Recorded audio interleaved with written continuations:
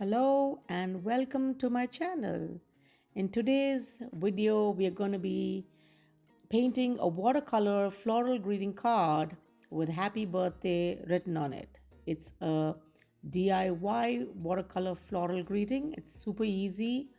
It's a lovely birthday card for giving anyone who's celebrating their birthday and making their birthday extra special because they know that you spend time painting it and it's not going to equal any store-bought card. So let's get painting. I have cut the paper in a way that we can get a lovely 5x7 greeting card with a fold. So you can either paint it in a horizontal way or you can do a vertical. But for now, I am painting a floral composition which is horizontally oriented, and the fold is already beneath the card that you see. So I'm going to use the masking tape.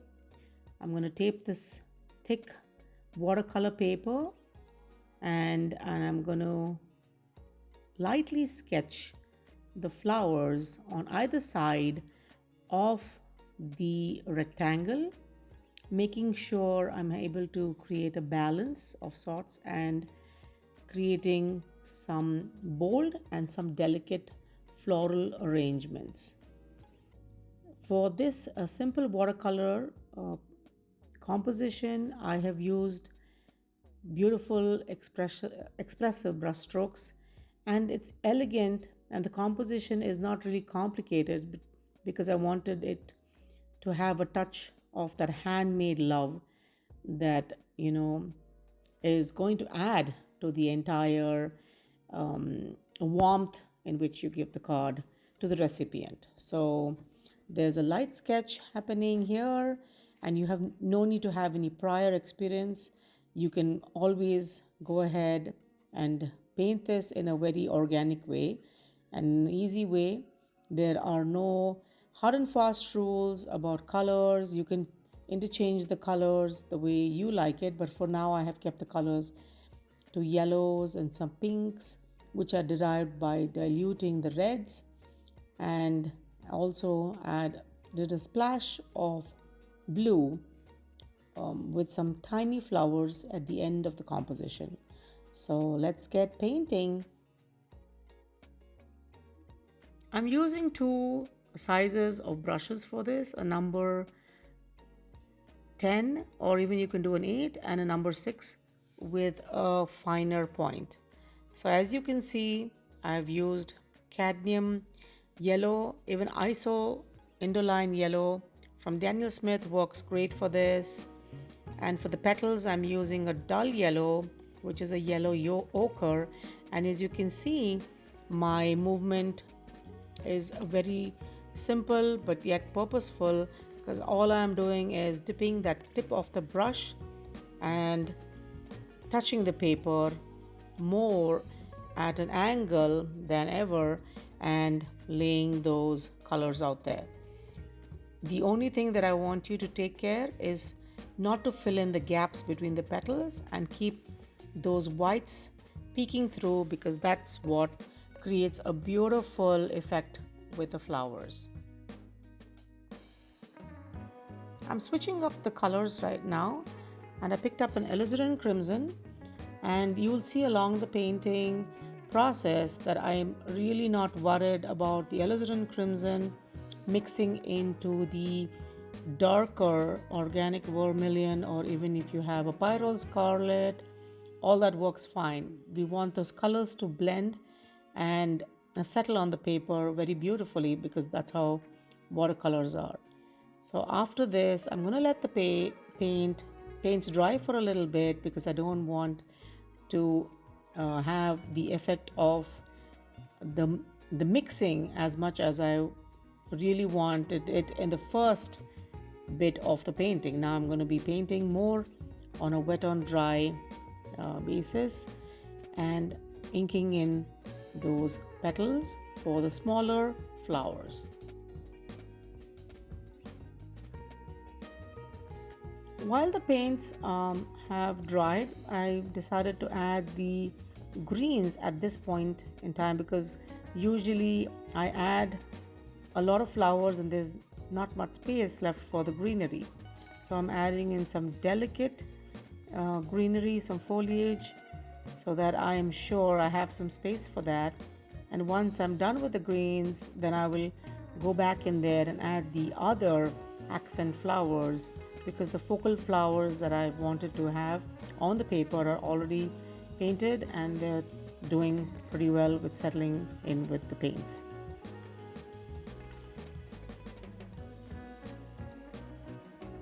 Now for the greens, all I'm doing is using my finer tip brush and making those marks, as you can see, from left to right, and sometimes pressing on the tip of the brush to create a little wider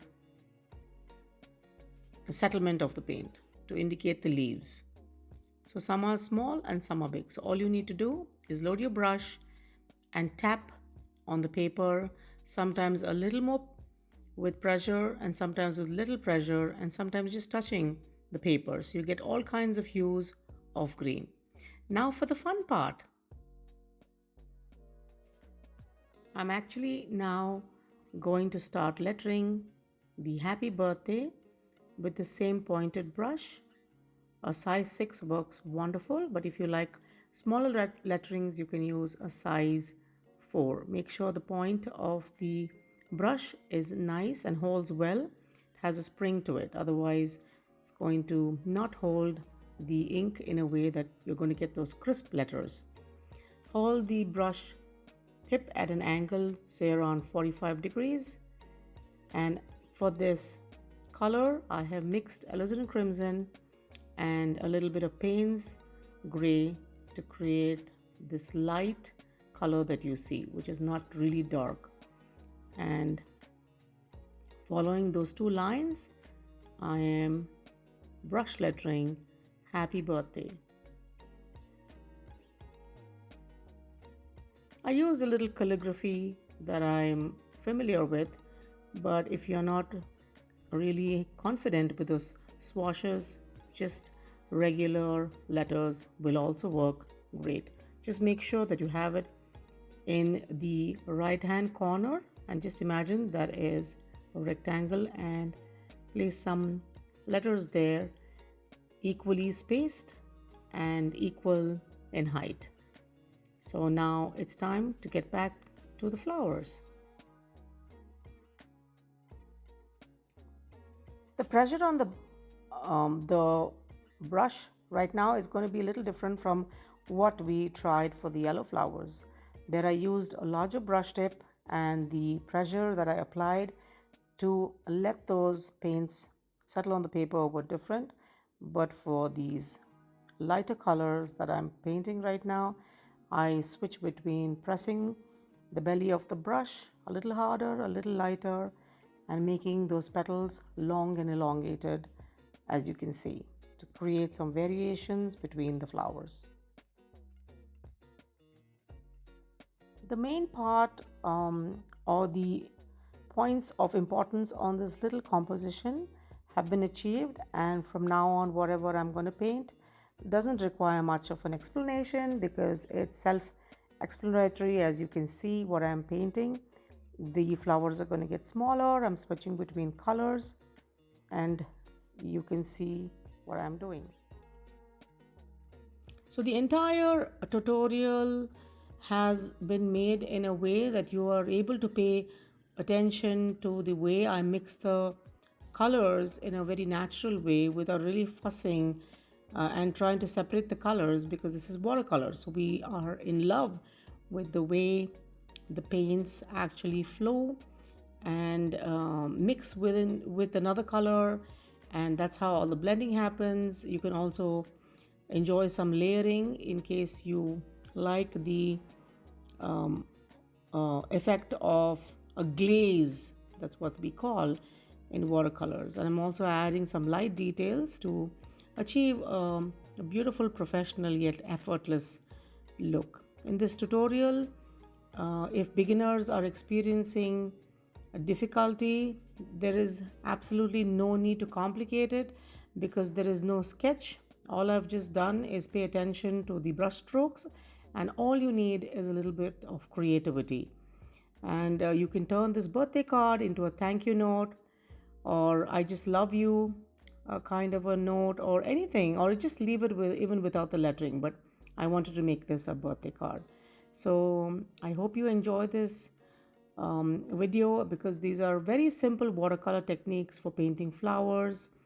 The composition was really easy. I just made sure that they were two large flowers diagonally opposite each other for a balanced design. I've also blended those colors for a soft and dreamy effect at times, and added more darker paints for highlighting certain areas of the flowers. I think it's a gorgeous card. It's handmade, that's bursting with color, love, and creativity. So grab your paints, relax, and create something similar. Put your spin to it and enjoy painting a little greeting card like so. And let me know what you think, and if you have anything else that you would love for me to paint in the style that you have seen. If you've been following me, you know that my style is loose, easy, effective, and just fun. So I appreciate your watching me on this channel, and thank you so much.